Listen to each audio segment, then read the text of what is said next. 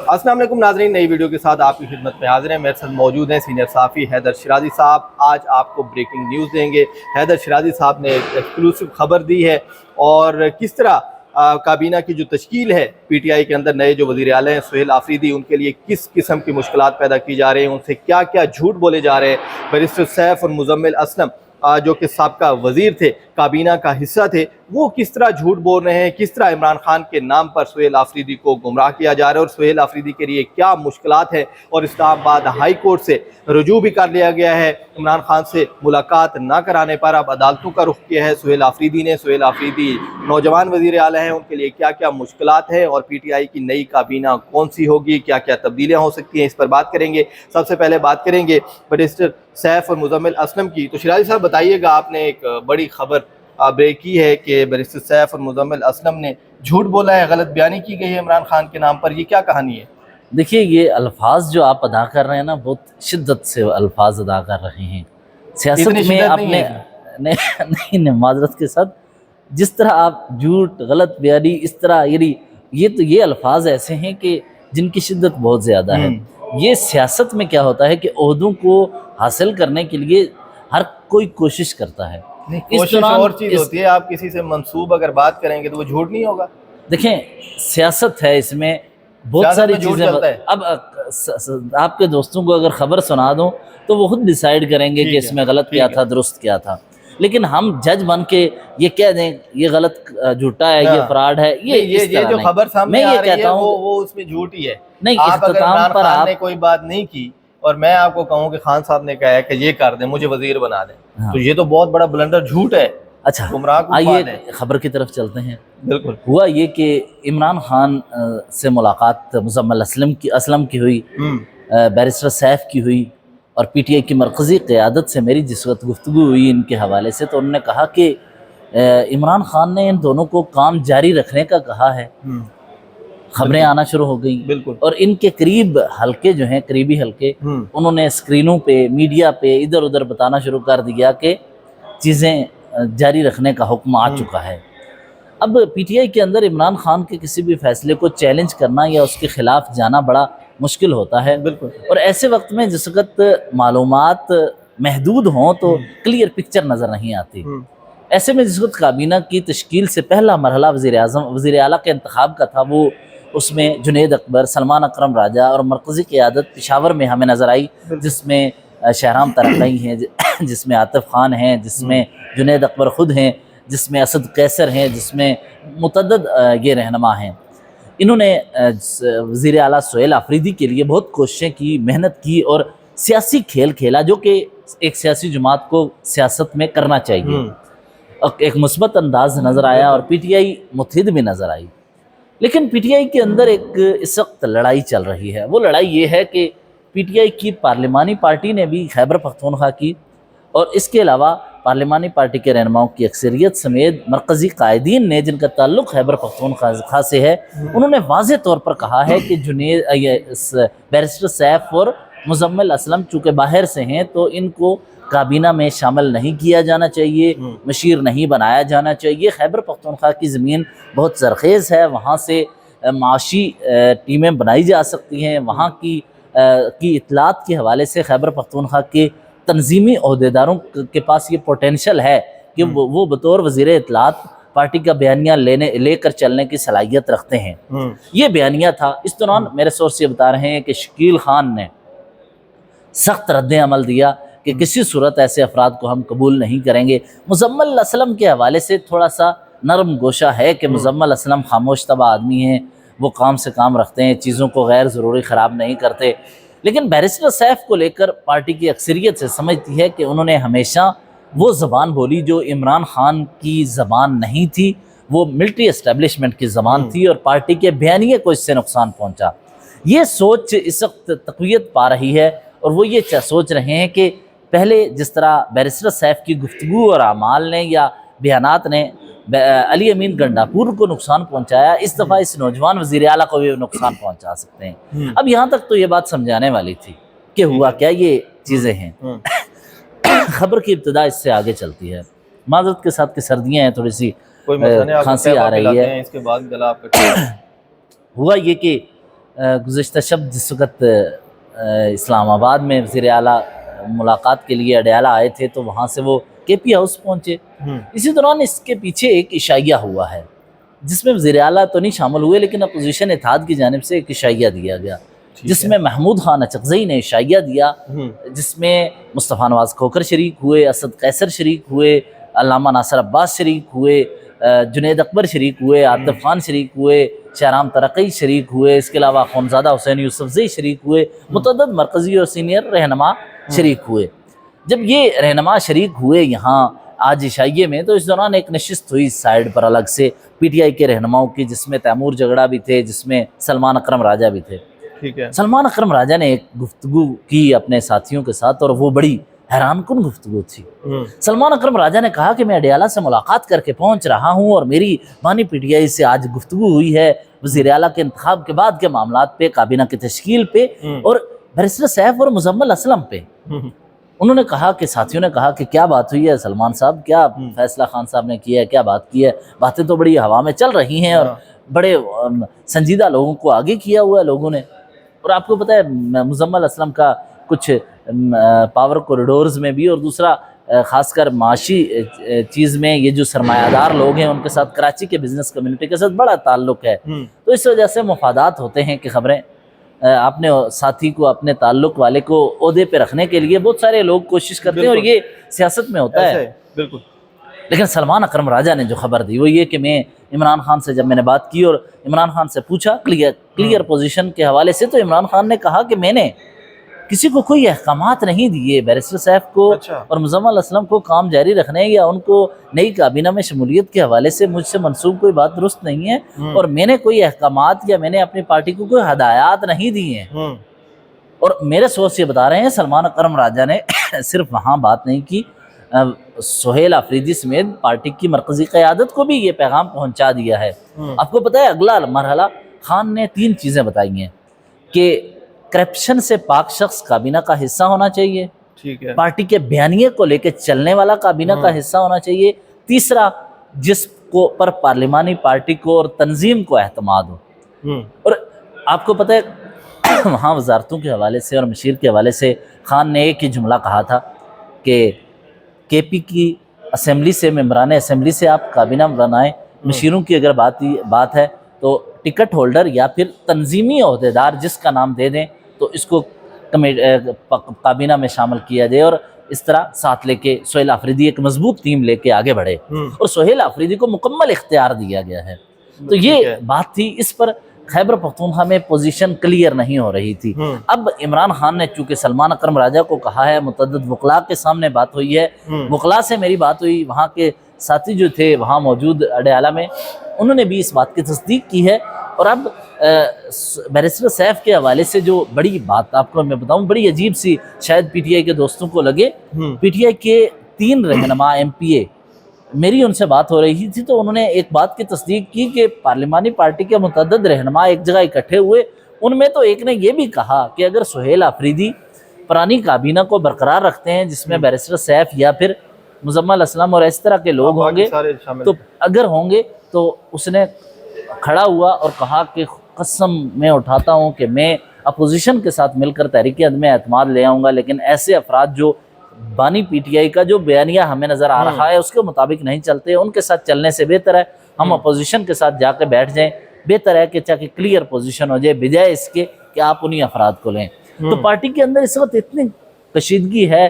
جب ایک اور آپ کو بات بتاؤں, اگر بیرسٹر سیف یا مزمل اسلم کے حوالے سے تنازع ہے تو اخلاقی طور پر انہی دونوں افراد کو ایک قدم پیچھے ہو جانا چاہیے, عہدے زیادہ اہمیت کے حامل نہیں ہوتے. میں آپ کو ایک بات بتاؤں, خونزادہ حسین یوسفزئی ہیں, وہ اپوزیشن اتحاد میں ترجمان ہے, ان کو بانی پی ٹی آئی نے پیغام بھجوایا کہ خیبر پختونخوا میں جاؤ, اگر تمہیں کوئی وہاں پوزیشن لینی ہے, وہاں پہ حکومت کے حوالے سے کوئی فیصلے ہیں یا چیزیں ہیں, تم جا کر وہاں پوزیشن حاصل کرو, وہاں پہ جاؤ کام کرو. بیرسٹر سیف نہیں ہے تو تم جا کر چیزوں کو دیکھو اور اس سے مضبوط انداز سے خیبر پختونخوا کی پالیسی میٹرز پہ تم اپنے ان پٹ دو.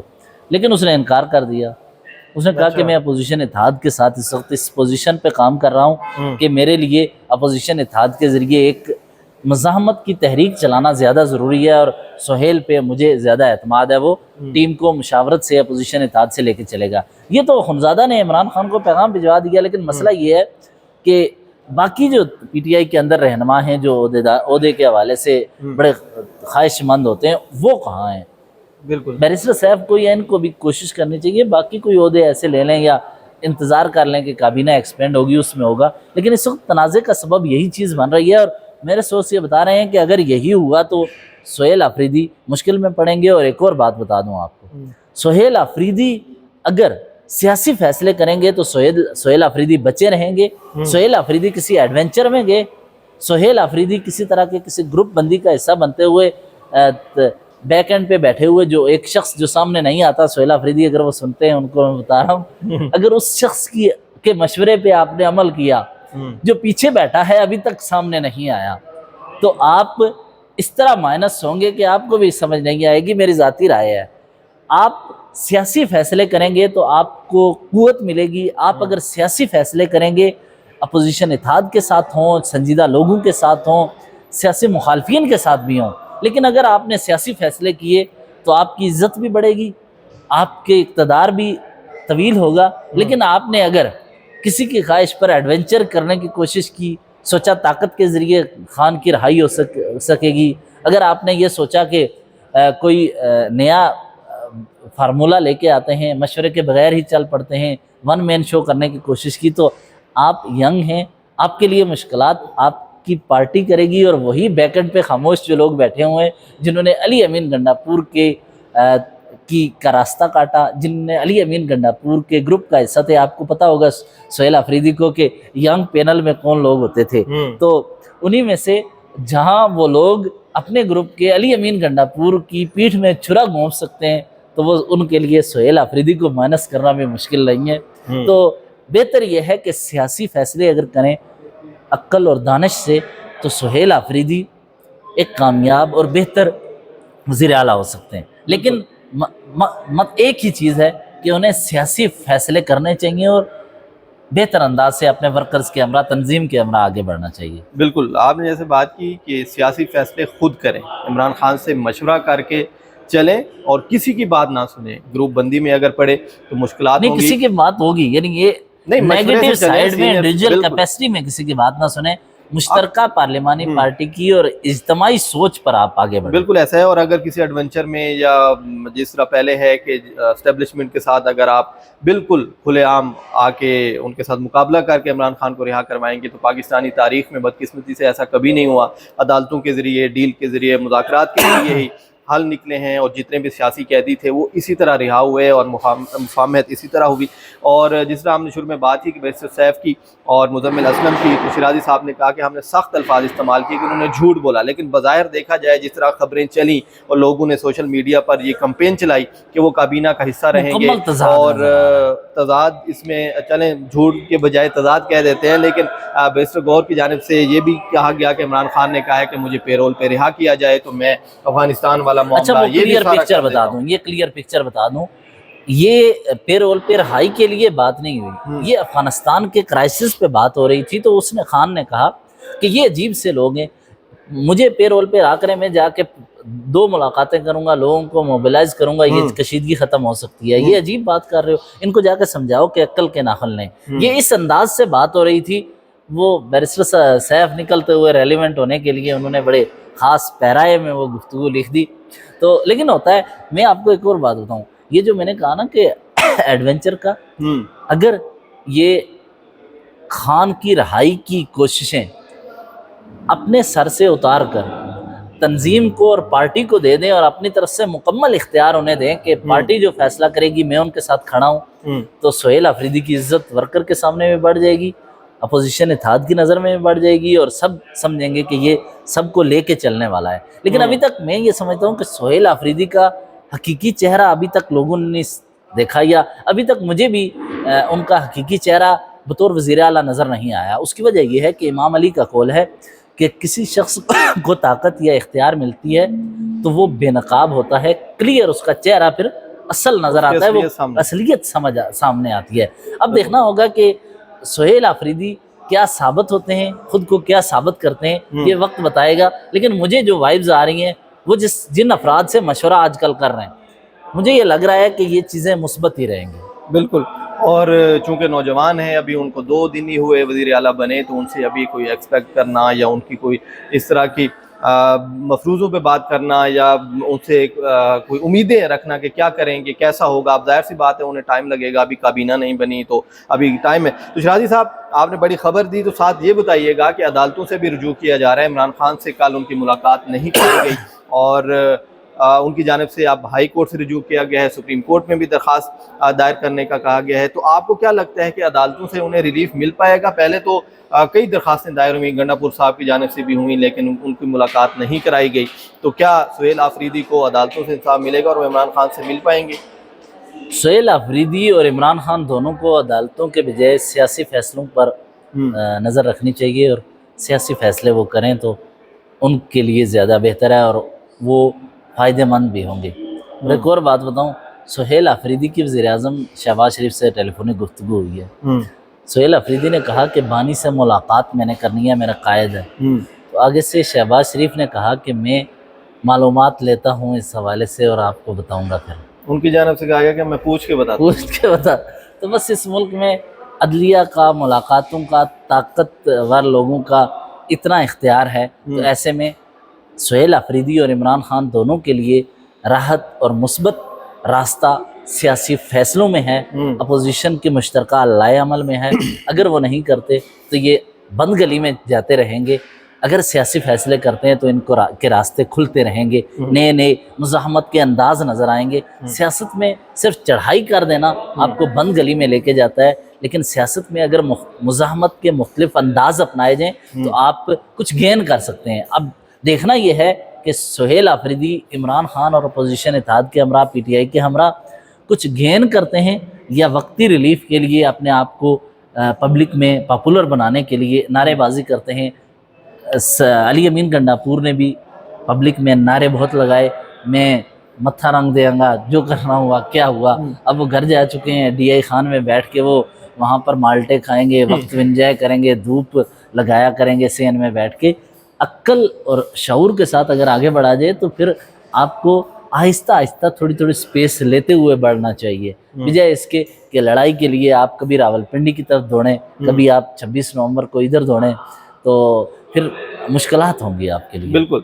جیسا آپ نے بات کی، لیکن ہمارے ملک کے جو موجودہ حالات ہیں ان کو دیکھیں تو اتنا آسان نہیں ہے، چاہے وہ پی ٹی آئی ہو، کوئی بھی اپوزیشن جماعت ہو، اس کے لیے کہ وہ مزاحمت کو چھوڑ کے مذاکرات کی بات کریں. کیونکہ کوشش کی گئی 2-3 بار مذاکرات کی، اور پی ٹی آئی کی جانب سے یہ الزام عائد کیا جاتا ہے کہ حکومت سنجیدہ نہیں ہے، حکومت کے پاس خود پاور نہیں ہے کہ وہ ہمارے مسائل حل کر سکے، جہاں ہم سے بات کر سکے تو احتجاج کے علاوہ ہمارے پاس کوئی راستہ نہیں ہے. تو بہرحال دیکھتے ہیں کہ نوجوان وزیر اعلیٰ سہیل آفریدی کے لیے کیا مشکلات ہوتی ہیں، کابینہ میں کون آتا ہے، کیا بیرسٹر سیف اپنا جو ایک بیانیہ بنا رہے ہیں اس میں کامیاب ہو پاتے ہیں، یا پھر ایک نئی نوجوان کابینہ کے پی سے ہمیں دیکھنے کو ملے گی. تو یہ تھا آج کی ویڈیو. نیکسٹ جو بھی اپڈیٹ ہوگی آپ کو انشاءاللہ ضرور آگاہ کریں گے. مجھے اور حیدر شیرازی صاحب کو اجازت دیجیے. اللہ حافظ.